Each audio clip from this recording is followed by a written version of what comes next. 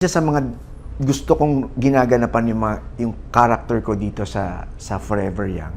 Tapos syempre, first time ko makakasama si Miss Yula Valdez.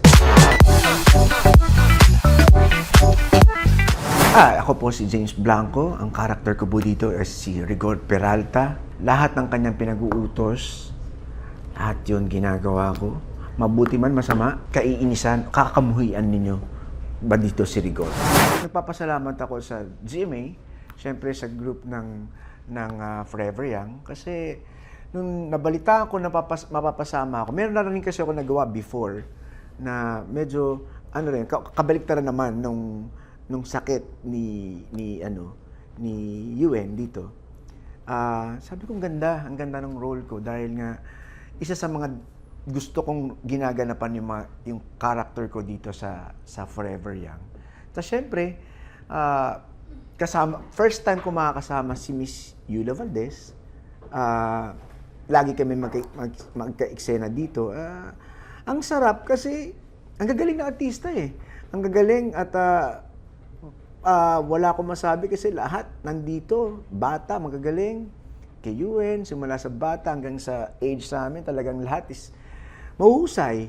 Na isa sa mga bilang artista na mapasama ka sa mga mahuhusay kasi pag napasama ka sa mahuhusay na production o isang team, gagaling ka rin eh.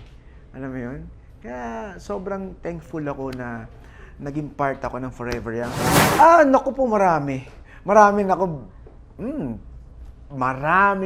hindi lang kay Rafael, kay Albert, kay Alfred, marami kay Sir Michael De Mesa, kay Rambo, marami akong mga eksena dito na exciting na abangan ninyo. Yung show namin, itong Forever Young, marami kayong matututunan dito. Hindi naman 'to pambata lang eh. Ito yung matututunan mo bilang ito sa nangyayari sa buong buhay natin, nangyayari sa politics, sa ordinaryong pamilya, sa mayamang pamilya, nangyayari itong istorya namin sa araw-araw na pinagdadaanan natin. Yung hirap, yung sarap, syempre, yung pakikisama sa tao, kung paano maging mabuti at paano maging masama.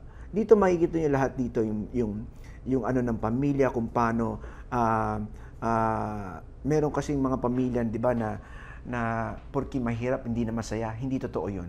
Dito makikita dito, pinapakita dito, kahit mahirap ang pamilya, masaya tayo basta buo. Meron naman pamilya na mayaman, pero hindi naman masaya, nasa kanilang lahat. Kaya dito, pinapakita kung paano ginawa ng Panginoon na pantay-pantay tayo lahat. Lahat tayo may pinagdadaan ng struggle sa buhay.